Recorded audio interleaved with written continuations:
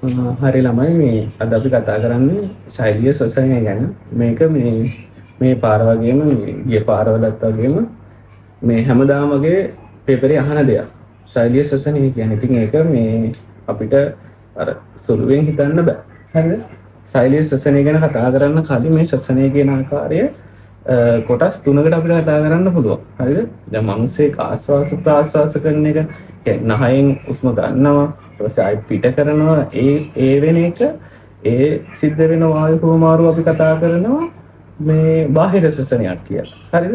ඊට පස්සේ අපේ ගර්ත තියෙන පෙනහළු වල එතකොට මේ ගර්ත සහ රුධිර කේශනාලිකා අතර සිද්ධ වෙන වායු හුවමාරුවට කියනවා අභ්‍යන්තර ශ්වසනයක් කියලා. එතකොට මේ ගර්ත හරහා වායු හුවමාරු වෙලා ගර්තවල තියෙන ඔක්සිජන්, ඒ කියන්නේ ගර්තවල තියෙන ඔක්සිජන් යනවා රුධිර කේශනාලිකාවලට, අර ගර්තවල වටා තියෙන රුධිර කේශනාලිකා ජාලයට. ඒ වගේම අපේ ආහාර ජීර්ණ පද්ධතියෙන් ග්ලූකෝස් එනවා රුධිර කේශනාලිකා ජාලයට. එතකොට අන්නේ ආහාර ජීර්ණ පද්ධතියෙන් ග්ලූකෝස්ුයි මේ ගර්ත වටා තියෙන මේ රුධිර කේශනාලිකාවල තියෙන මේ ඔක්සිජන් ඔක්කොම යනවා සෛලවලට. හරි? සෛල වලට ගිහිල්ලා ඒ රුධිර කේශනාලිකා ඒ සෛලාසන්නයේදී රුධිර කේශනාලිකාවල ඉඳලා ග්ලූකෝස් සහ ඔක්සිජන් යනවා සෛල තුලට. හරිද? ඉතින් අන්න ඒකට කියනවා ශෛලිය ශ්වසනය. එතන සිද්ධ වෙන වායු හුවමාරුවට කියනවා ශෛලිය ශ්වසනය. එතකොට ඒ ග්ලූකෝස් ඔක්සිජන් ඒ සෛල අරගෙන පරිවෘත්තීය ප්‍රතික්‍රියා සිද්ධ කළා. ඒකෙන් කාබන් ඩයොක්සයිඩ් වගේ අපිට හදන ඒවා ආයෙත් රුධිරයට දානවා. හරි? එතකොට මේ කතා කරන්නේ යන්නේ මේක. ශෛලිය ශ්වසනය. එතකොට අර අවගාර්ථ හරහා සිද්ධ වෙන අභ්‍යන්තර ශ්වසනය, ඊට පස්සේ නාස්පුඩු හරහා සිද්ධ වෙන බාහිර ශ්වසනය කතා කරන්නේ පස්වෙනි පාඩම. මේකෙදි මේ මම ඔයාලට ඇඳලා තියෙන්නේ රුධිර කේශනාලිකා ජාලයක් සෛලයක් වටා පවතින මේ තමයි සෛලය, ප්‍රාස්පටල මේ තමයි මයිටොකොන්ඩ්‍රියා. හරිද? එතකොට මෙන්න මේ ග්ලූකෝස් ඔක්සිජන් දෙන්නේ එනවා මේ අපේ සෛලයේ තියෙන ප්ලාස්මයට. හරිද? සෛල ප්ලාස්මයට එනවා. ඇවිල්ලා මේ ග්ලූකෝස් මම ඇඳලා තියෙනවා පැහැදිලිව ATP දෙකක් භාවිතා කරනවා. ATP දෙකක් භාවිතා කරලා ප්‍රතික්‍රියා මෙතන ශ්‍රේණියක් තියෙනවා. හැබැයි ඔයාලගේ සිලබස් එකේ අපි කතා කරන්නේ ග්ලූකෝස් කෙලින්ම පයිරුවේට් වෙන එක විතරයි. හරිද? එතකොට ATP දෙකක් භාවිතා කරලා ඒ වගේම පස්සේ ADP 4කින් ATP 4කුත් නිපද වෙනවා. ඒ වගේම NAD+ NADH දෙකක් බවට හැදිලා මේ ඔක්සිහරණයක් වෙලා පයිරුවේට් දෙකක් හදනවා. හරිද?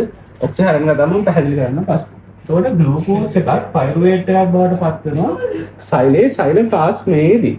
ඒකට එතකොට මෙතන ATP දෙකක් පළවෙනි මේකේ මුල්ම පියවරේදී ATP දෙක වැය වෙනවා. හැබැයි අන්තිම පියවරවල වලදී ATP 4ක් හැදෙනවා. ඒතකොට සුද්ධ ATP ලාභයේ ATP දෙක.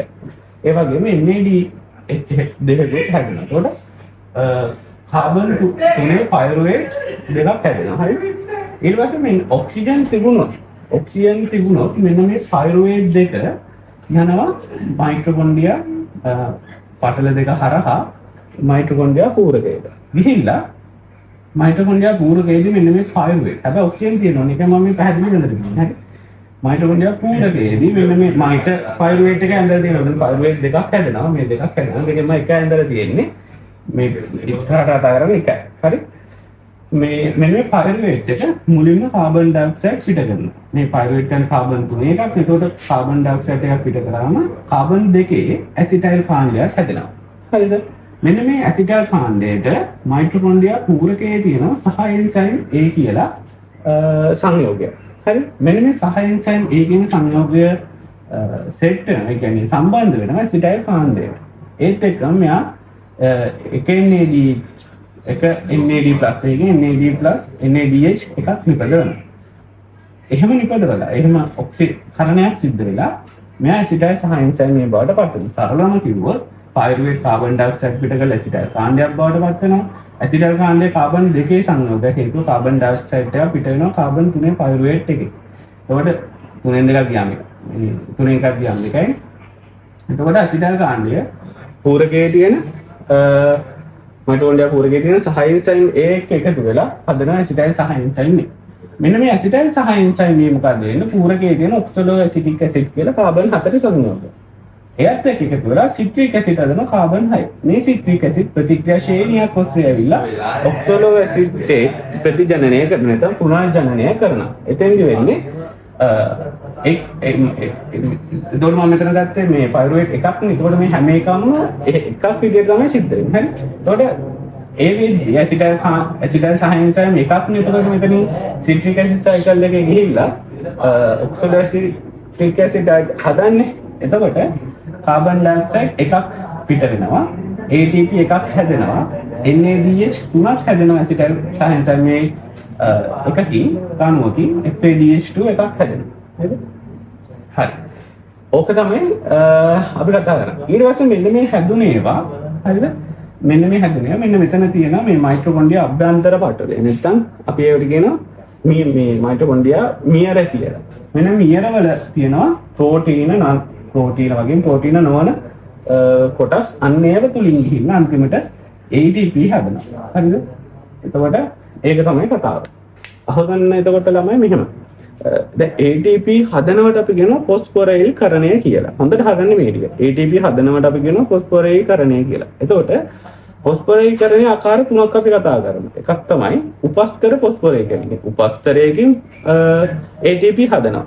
බලන්නකෝ මෙන්න මෙතන ග්ලූකෝස් පයිරුවේට් බවට පත් වෙද්දි මොකද වෙන්නේ? මෙන්න ATP හදලා තියෙනවා. අන්න ඒකට අපි කියනවා උපස්තර ෆොස්ෆොරයිල්කරණය කියලා. ඊට පස්සේ අපි කතා කරනවා ප්‍රභා ෆොස්ෆොරයිල්කරණයක් කියලා. ප්‍රභා ෆොස්ෆොරයිල් කියන්නේ ප්‍රභා කියන්නේ ආලෝකයනේ. ආලෝකය භාවිතා කරලා ATP හදනවා. ආලෝකය භාවිතා කරලා කොහොමද ATP හදන්නේ? ප්‍රභා සංශ්ලේෂණයේ ආලෝක ප්‍රතික්‍රියාවේදී තෛලකොයිඩ් පටල තුල ATP හැදෙනවා ආලෝකය භාවිතා කරලා. ඒකට අපි කියනවා ප්‍රභා ෆොස්ෆොරයිල්කරණය. ඊට පස්සේ අන්තිමට අපි කතා කරන ෆොස්ෆොරයිල්කරණය ඔක්සිකාරක ෆොස්ෆොරයිල්කරණය කියලා. ඒ කියන්නේ මේ NADH FADH2 භාවිතා කළා ඒවා ඔක්සිකරණේ මොකද වෙන්නේ? හදනවා ATP. ඒකට කියනවා ඔක්සිකාරක ෆොස්ෆොරයිල්කරණය කියලා. මේකට හේතුව බලන්නකෝ. මෙන්න මෙතන ගන්නකෝ. NADH කියන්නේ මේ ඔක්සිකරණාංකයේ බිඳුවයි උදාසීනයි. හැබැයි මෙතන මේ මෙතෙන්දි වෙන්නේ හරිද? අපිට ATP හදා ගන්න ඕනේ. හැබැයි ATP හදන්න නම් අනිවාර්යයෙන්ම මෙතන කෙලින් ATP හැදෙනවා. හරිද? මෙතනත් කෙලින් ATP හැදෙනවා. මෙතන ATP හැදීම සිද්ධ වෙන්නේ නැහැ. මේ චක්‍රයේදී මේ ඉලෙක්ට්‍රෝන පරිවහනය දාමයේ සිද්ධ වෙන්නේ මෙන්න මේ NADH. මම මෙතන දාලා තියෙනවා NADH FADH2 වල තියෙනවා ඇතුලේ ATP. NADH වල 2.5 තියෙනවා. ATP වල 1.5ක් තියෙනවා.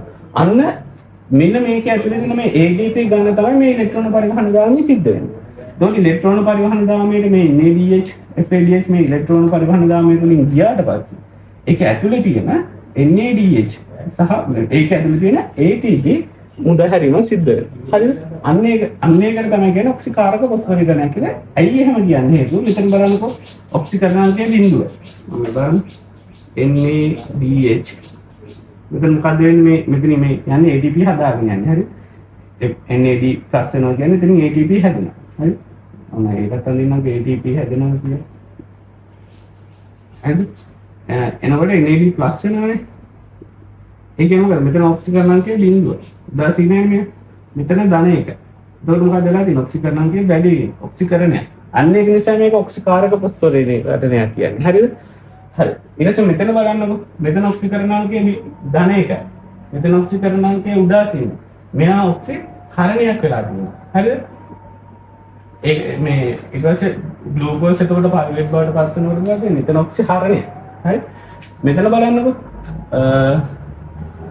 NAD+ එක NADH වෙලා තියෙනවා. ඒකට එතනක් වෙන්නේ ඔක්සිහරණය.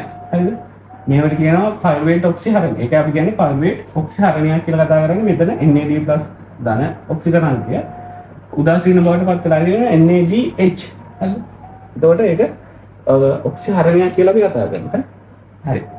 ඒ වගේම මේක විශේෂයෙන්ම මතක තියාගන්න ATP හදන්නේ දැන් මේ පයිරුවේට් වලදී ATP හදන්නේ සුද්ධ ATP ලාභයේ දෙකයි. ඊට පස්සේ මෙතෙන්දී ATP හැදීමක් වෙන්නේ නැහැ. පැහැදිලිව පේනවා පයිරුවේට් ඔක්සිකරණයේදී ATP හැදීමක් සිද්ධ වෙන්නේ නැහැ. කාබන් ඩයොක්සයිඩ් පිට වෙලා. හැබැයි NADH එකක් හැදලා තියෙනවා. එතකොට කෙප් චක්‍රයේදී ATP හැදෙන්නේ එකයි. එක ඇසිටල් සහයන්සයම යනවා. හැබැයි වැඩියෙන් ATP හැදෙන්නේ එතකොට මේ NAD ඉලෙක්ට්‍රෝන පරිවහන දාමයෙන් ATP 28ක් හැදෙනවා මෙන්න මේකෙන්. හරි? එතකොට සාමාන්‍යයෙන් අපේ සෛලයක හැම සෛලයකම වගේ ATP සුද්ධ ඒ කියන්නේ සම්පූර්ණයෙන්ම ATP හැදෙනවා ATP යන 32ක්. ඒ කියන්නේ දැන් මෙතන මේවා ඩබල් වෙනවා. දැන් ඔයාලට මෙහෙම කතා කරලා දැන් ඔයාලට එසේ පේපරේට ලියද්දි මේක එකක් සලකලා තමයි මෙහෙම ලියන්නේ. මෙතනින් අතට සම්පූර්ණයෙන්ම මේක එකක් සලකලා ලියන්නේ. අන්තිමට තමයි කියන්නේ අපි ඒක ඩබල් වෙනවා කියලා. හරි. එතකොට මේ හැම එකම දැන් මෙතන නම් මේක ඩබල් වෙන්න ඕන 2යි. මෙතනත් 2යි. මේ හැම එකම මෙතන 6ක් හැදෙන්න ඕන. මෙතන 2ක් හැදෙන්න ඕන. මෙතන 2 හැදෙලා ඒ කියන්නේ හැම එකම ඩබල් වෙන්න ඕන. හරිද? ඒක ඔළුවේ තියාගන්න. හරි. එතකොට මේකෙදි 32ක් හැදෙන හැම සෛලයකම හැබැයි මේක ඉතාමත් වැදගත් අක්මා සෛල සහ හෘත්පේශි සෛලවල. ඒ කියන්නේ දැන් ඔයාලට හිතනවා මෙතන මේ හැදෙනවනේ මේ NADH. දැන් මේක මෙතන තිබිලා වැඩක් නැහැ. අනිවාර්යයෙන්ම මේක මෙහෙම ගිහිල්ලා මයිටොකොන්ඩ්‍රියා මෙන්න පටල හරහා ගිහිල්ලා අනිවාර්යයෙන්ම ඉලෙක්ට්‍රෝන පරිවහන දාමයට යනකොට මෙතන ATP ටික හැදෙනවා. මේක ඇතුළේ තියෙන ATP සෙට් එක ගන්න එළිය. එහෙනම් මෙන්න මෙතන ඉඳන් NADH කියන එක මෙතෙන්ට යන්න නම් අනිවාර්යයෙන්ම ATP ඕනකම. ATP දෙකක් දැන් මම මෙතන එක අණුවක් මෙතන අණු දෙකක්ම සලකන්න අණු දෙකක් එනකොට දෙකයි ATP වැය වෙනවා මෙයා එළියට යනවා. අන්න ඒකට ඒ කියන්නේ මෙන්න මේ NADH මෙතන හතරේ NADH මයිටොකොන්ඩ්‍රියා පූරකට යන්නේ ශක්තිය අවශ්‍යයි. ATP දෙකක් වැය වෙන්නේ ඒකයි. අන්න ඒකට හරිද? ATP සපයන්නේ ඒ කියන්නේ ATP ඕන වෙන්නේ අක්මා සෛල සහ හෘත්පේශ සෛල හැරෙන්න අනිත් හැම සෛලෙම. කෙටියෙන්ම කිව්වොත් මෙන්න මේ NADH මයිටොකොන්ඩ්‍රියා පූරකයට යන්න අක්මා සෛල වලට වගේම හෘත්පේශ සෛල වලට ATP ශක්තිය වැය වෙන්නේ නැහැ. අනිත් හැම සෛලයකටම මෙන්න මේ NADH මයිටොකොන්ඩ්‍රියා පූරකයට යන්නේ ශක්තිය වැය වෙනවා. ඒක හොඳට මතක තියාගන්න. එතකොට මේ ඒ නිසා අක්මා සෛල හෘත්පේශ සෛල වල මේ සම්පූර්ණ සෛලීය ශ්වසනයේදී ATP අණු 32ක් නිපදවෙනවා. මොකද මේ NADH ඇතුළට යන්න ශක්තියක් වෙන්නේ නැති නිසා අනිත් හැම දෙහ සෛලයකදීම අනිවාර්යයෙන්ම ATP අණු දෙකක් වැය වෙනවා. එතකොට ATP අණු 32ක් නිපදුණා සෛලීය ශ්වසනයේදී අන්තිමට ATP කීයද හැදෙන්නේ? මේකෙන් දෙකක් වැය වෙන නිසා මෙයා යන්න ATP 30යි තමයි අන්තිමට මේ නිපද වෙන්නේ සම්පූර්ණම ග්ලූකෝස් අණු. ඒ කියන්නේ මෙතන සිට ගන්න දෙකකුත් ගන්න ඕනේ ඒ අවස්ථාවේ. හරි? අපි ඒකට අරන් තියෙන නිසා. ඉතින් ඕක තමයි කතාව. මේ essay papers වල අහනවා සමහරක් වෙලාවට 2022 දාලා තිබුණා සෛලීය ශ්වසනය මේ හදන්න අක්මා සෛලයකදී. එතකොට සම්පූර්ණ මේ කතාව ලියලා අන්තිමට කියන්න ඕන මෙන්න මේ පයිරුවේට් ඒ කියන්නේ NAD පයිරුවේට් ඇතුළට යනකොට ඔක්සිජන් භාවිතා වෙනවා. ඒ වගේම NADH සෛල ප්ලාස්මයේ ඉඳලා මයිටොකොන්ඩ්‍රියා පූරකයට යනකොට ATP දෙකක් වැය වෙන්නේ නැහැ. ශක්තියක් වැය වෙන්නේ නැහැ. ඒ නිසා සම්පූර්ණ ATP 32ම හැදෙනවා කියලා එදෙන පැහැදිලි කරන්න ඕන. හරිද?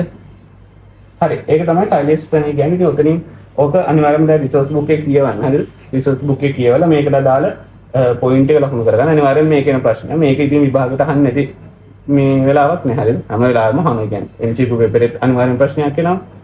අනිවාර්යයෙන්ම මේ ස්ට්‍රක්චර් එක ගොඩක් වෙලාවට 90% විතර මේකෙන් අහන්න පුළුවන්. සමහරක් වෙලාවට ඒකෙත් අහන්න පුළුවන්. ඒකෙන්ද මේක අත්හරින්න එපා. මේක මේ තර්කානුකූලව පැහැදිලි කරගන්න මොනවා හරි ප්‍රශ්නයක් තිබුණොත් කමෙන්ට් එකක් දාන්න අනිවාර්යයෙන්ම උත්තර දෙන්න. හරි. හරි.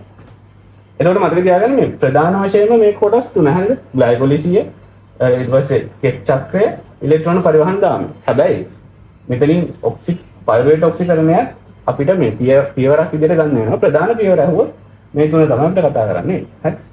හරි. එතකොට ඒඩි ඔයාලා මේ අනිවාර්යයෙන්ම රිසෝස් බුක් එකත් එක්ක නෝට් ඩවුන් එකක් දාගන්න. මේක අඳින්න ඇඳලා අඳින්න නැත්නම් අත හුරු වෙන එකක් නැහැ. ඒ වැඩි කරගන්න. මේ මොන හරි ප්‍රශ්නයක් තිබුණොත් ඒ මොන හරි ඔයාලා කොහෙන් හරි ලියාගෙන මේ මගෙන් පස්සේ අහන්න. කලින් කතා කරා සෛලීය ශ්වසනය ගැන. ඒකට ඒ අපි කතා කරේ මේ ස්වායු ශ්වසනය. සෛලීය ශ්වසනයේ ආකාර දෙකක් තියෙනවා. ස්වායු ශ්වසනය සහ නිර්වායු ශ්වසනය කියලා. ඒකට ස්වායු ශ්වසනය කියන්නේ ඔක්සිජන් භාවිතා කරන. දැන් අතෙන්දී අපි කතා කරා නේද?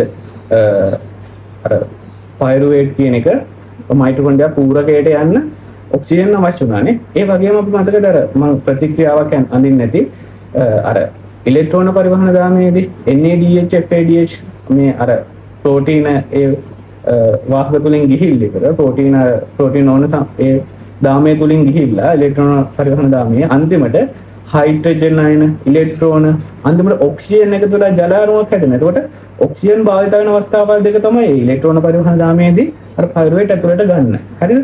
ස්වායු ශ්වසනය. දැන් අපි කතා කරමු ස්වායු ශ්වසනයේදී ATP කීයක් නිපද වෙනවද කියලා ඒ ග්ලූකෝස් අණුවක් සඳහා. බලා ගන්න. මම අර කලින් කිව්ව එක මෙතනින් වැදගත් වෙනවා. ග්ලයිකොලිසියේදී මතකද අපිට කෙලින්ම ATP අර සුද්ධලාභය දෙකක් හැදෙනවා. ATP සුද්ධලාභය දෙකයි කෙලින්ම ATP උපස්තර ෆොස්ෆොරේටඩියන් දෙකක් හැදෙනවා. ඒ වගේම මෙතන NADH දෙකක් හැදෙනවා. අර මම කිව්වේ ශක්තිය වෙනවා කියලා. අර අප්මා සෛල ප්‍රතිපේ සෛල ඇරෙන අනිත් සෛල වල ශක්තිය වෙන එක මයිටොකොන්ඩ්‍රියා පූරකයට යනවා. හරි? එතකොට මෙතෙන්දී අන්නේ NADH දෙකක් හැදෙනවා. ඒකට 2.5යි ATP 2.5ක් හැදෙන එක NADH. මේක දෙගුණ වුණාට පස්සේ 5යි. ඒක සම්පූර්ණ ග්ලයිකොලිසියේදී ATP 5ක් මේ කියන්නේ ඒ ග්ලයිකොලිසිය සඳහා ATP 5ක් හැදෙනවා. ඇත්තටම මේක හැදෙන්නේ මේ ATP 5 හැදෙන්නේ ඉලෙක්ට්‍රෝන පරිවහන දාමයට තමයි අයිති වෙන්නේ. මම අර අපිට පැහැදිලි වෙන තමයි මේක මේ එළිය ඇත්තටම ග්ලයිකොලිසියේදී හැදෙන්නේ ATP දෙකක් විතරයි. හරි? මේක හැදෙන්නේ ඉලෙක්ට්‍රෝන පරිවහන දාම. ඒක සම්පූර්ණ මෙතන ඒකට අපිට ගන්න පුළුවන් මෙන්න මෙහෙම. ගණන් පහසු වෙන්න තමයි මම මෙතන මෙහෙම ඇඳන්නේ. වැරදි එකට හිතන්නේ පායක මේ ග්ලයිකොලිසියේදී හැදෙන උපස්තර ෆොස්ෆොරේටඩියන් ATP දෙකක් විතරයි. මේක හැදෙන්නේ ඉලෙක්ට්‍රෝන පරිවහන දාම. මම මෙතන ඇඳේ අර මේ ඔයාලට අර මතක තියාගන්න පහසුව ගණන් ටික. පයිරුවේට් ඔක්සිකරණයෙන් බලන්නකො පයිරුවේට් ඔක්සිකරණයේදී ATP හැදීම සිද්ධ වෙන්නේ නැහැ. කෙලින්ම NADH දෙකක් තමයි හැදෙන්නේ. එතකොට එක NADH එක දීපු 2.5 ATP. එතකොට ඒක දෙගුණ කරාට පස්සේ කීයද? ඒක දෙගුණ වෙන්න ඕන මෙතන. දෙගුණ කරාට පස්සේ 5 ATP හැදෙනවා. ඊට පස්සේ කෙච්චප්පේදී කෙලින්ම උපස්තර ෆොස්ෆොරේටඩියන් ATP දෙකක් විතර හැදෙන්නේ. ඒ වගේම ඉලෙක්ට්‍රෝන පරිවහන දාමේ මොන බලන්න හැදෙනවා. අර කෙච්චප්පේ හැදෙන NADH FADH ඒ ටිකත් මම ගත්තා. මේ ඉලෙක්ට්‍රෝන පරිවහන දාමයට. මේ දෙක විතරයි අරම ඇඳලා තියෙන්නේ ඒක ඔයාලට පහසුව සඳහා. හරි? ඒ කියන්නේ මතක තියාගන්න පහසු වෙන. කොහොමද පොඩි යන්නට පස්සේ ඔයාලට පැහැදිලි. ඒකෝල ඒකද බලන්න NADH එක තුනක් හැදෙනවනේ එක ග්ලූකෝස් පයිරුවේට් එකකට. ඒ කියන්නේ එක අර ඇසිටයිල් කොඑන්සයිම් එකක සයින්සයිම් ඒ අණුවකට NADH තුනක් හැදෙනවා. දැන් මොකද වෙනවද? ඒක ඩබල් වෙනවා. හරිද? ඒ කියන්නේ මෙන්න මෙහෙම. ඒ කියන්නේ 3යි කියන්නේ ඒක ඩබල් වෙන්න ඕන ග්ලූකෝස් අණුවක් තමයි. ඒකවල දෙවාරයක් 3. දෙවාරයක් 3 6යි. ATP 15ක් හැදෙනවා. FADH දෙකක් හැදෙනවා. හරිද? ඒකට 1.5යි එක FADH එකකින් ATP හැදෙන්නේ. ATP 1.5 හැදෙනවා. එතකොට දෙගුණ වුණාට පස්සේ 3ක්. ඒකට සම්පූර්ණයෙන් මෙන්න මේකයි ග්ලයිකොලිසියේදී මෙන්න මේක. මෙහෙම පයිරුවේට් ඔක්සිකරණයේදී කෙච්චප්පේදී සහ ඉලෙක්ට්‍රෝන පරිවහන දාන්නේ. මෙන්න ඔක්කොම එකතු වුණාට පස්සේ ATP හැදෙනවා අපිට 32 මේ 32 මම කිව්වා අප්මා සෛල සහ ස්පේන් සෛල වල විතරයි හැදෙන්නේ. අනිත් සෛල වල ඔකෙන් දෙකක් වැය වෙනවා. ඒක සම්පූර්ණ ATP ගන්න ඒ සෛල හැම සෛලයකම අර දෙකේ හැදෙන්න කීයද? ATP 30යි. එතකොට මම යනවා නිර්වායු ශ්වසනය. අපි මෙතන වෙලා කතා කරේ ස්වායු ශ්වසනය. මේක මෙතන මේක ස්වායු ශ්වසනයට අයිති දෙයක්. දැන් කතා කරන්නේ නිර්වායු ශ්වසනය. ගොඩක් වෙලාවට නිර්වායු ශ්වසනය කොහෙද වෙන්නේ? ඒ කියන්නේ මයිටොකොන්ඩ්‍රියා නැති අයට. ඒ කියන්නේ ප්‍රාග්නස්ටික. ඊට අමතරව මානව රතුරු දිගාම. රතුරු දිගාම මයිටොකොන්ඩ්‍රියා නැහැ. ඊට අමතරව පත්තිකාවල සිද්ධ වෙනවා. හරි? එතකොට මේ නිර්වායු ශ්වසනය කොටස් දෙකයි. මධ්‍යසාරක පැසීම සහ ලැක්ටික් අම්ල පැසීම. මෙන්න මේකෙදි මේ වැදගත්ම දේ තමයි මධ්‍යසාර පැසීමේදී ලැක්ටික් අම්ල පැසීමේදී දෙකේම මේ ග්ලයිකොලිසිය ඒ විදිහටම සිද්ධ වෙනවා. හේතුව මොකද ඒක සයිලර් ප්ලාස්මේ සිද්ධ වෙන්නේ ඒකට ඔක්සිජන් වල බලපෑමක් නැහැ. ඒක නිසා සයිලර් ප්ලාස්මේ සිද්ධ වෙන නිසා ග්ලයිකොලිසිය මේ දෙකෙන්ම සිද්ධ වෙනවා. ඒක නිසා පයිරුවේට් දෙකක් ඔය විදිහට හැදෙනවා. අර NADH FADH මේ NADH ඒ වගේම ATP සුද්ධලාභය හතර ඒක ඒ විදිහටම සිද්ධ වෙනවා. මධ්‍යසාර පැසීමේදී සිදුවන මේ වෙනස්කම තමයි මේ පයිරුවේට් හැදිලා පයිරුවේට් වලින් කාබන් ඩයොක්සයිඩ් එකක් පිට වෙලා ඇසිටයිල් කාණ්ඩයක් බවට පත් වෙනවා කාබන් දෙක. මේ ඇසිටයිල් කාණ්ඩය NADH දෙකක් භාවිතා කරලා NAD එතනෝල් බවට පත් වෙනවා. හරිද? ඒකයි සිද්ධ වෙන්නේ. මේ ලැක්ටික් අම්ල පැසීමේදී ඒක අනිවාර්යයෙන්ම ග්ලයිකොලිසිස් සිද්ධ වෙන සුපුරුදු පරිදි ඒ හැදෙන පයිරුවේ කාබන් තුනේ අර NADH භාවිතා කරලා ලැක්ටික් අම්ලය බවට පත් වෙනවා. මම මෙතන පොඩි පැහැදිලි කිරීමක් මට තියෙනවා. දැන් හිතන්නකෝ මෙතන මේ NAD+ වලින් NADH හැදෙනවා. ඒ කියන්නේ මෙතන ඔක්සි NAD+. ඒ කියන්නේ ධන උදාසීන බවට පත්. මෙතන NADH. මෙතන උදාසීන. ඒකට ඔක්සි හරණයන්නේ මේක වෙන්නේ. ධනයක උදාසීන වෙනවනේ. දැන් මෙතන ඔක්සි හරණයක් වෙන්නේ. හරි? දැන් මෙතන හිතන්නකෝ ඔන්න ග්ලූකෝස් අණු 10ක් තියෙනවා. NADH අණු තියෙන්නේ 8යි. එතකොට හිතන්න ඔන්න ග්ලූකෝස් අණු 10ක් දක්වා මේ ග්ලූකෝස් අණු මෙතන 10ක් ග්ලූකෝස් අණු 10ක් තියෙන NADH අණු 8යි තියෙන්නේ. මෙයාලා 8යි ඉන්නේ. මෙයා 10ක් ඉන්නවා. හරි? හිතන්න ග්ලූකෝස් අණු 8ක් මෙන්න මේ විදිහට පයිරුවේට් බවට පත් කරන්න පුළුවන්. ඇයි? මෙතන මේ NADH 8යි තියෙන්නේ. NAD+ 8යි තියෙන්නේ. ඒකට ග්ලූකෝස් අණු 8ක් මේ විදිහට පයිරුවේට් කරලා එතනම හදන්න පුළුවන්. හැබැයි 8ට වඩා වැඩියෙන් මේ ග්ලූකෝස් තිබුණට ඒක පයිරුවේට් කරන්න බෑ හේතුව NADH ප්‍රමාණවත් නැති. අන්න ඒ නිසා දැන් එතන NADH හිගයක් ඇති වෙනවානේ. අන්න ඒ හිගය බලක්වන්න මෙන්න මෙතෙන්දී මේ හැදෙන NADH දෙක එයා භාවිතා කරනවා. මෙන්න මේ අන්තිම පියවරේදී ඇසිටල් කාණ්ඩය එකම බවට පත් වෙද්දී මෙන්න මේකෙන් ආයෙත් NADH+ හදන්න. අන්න ඒක හදලා එයා ආයෙත් මෙතෙන්ට ගේනවා. හරිද? එතකොට මේක අර රවුමක් විදියට සයිකල් එකක් විදියට චක්‍රයක් විදියට සිද්ධ වෙන නිසා මෙතන ATP අර සීමා වීමක් නෑ. හරි? ඒක නිසා ග්ලූකෝස් එක දිගට මේක හදා ගන්න පුළුවන්.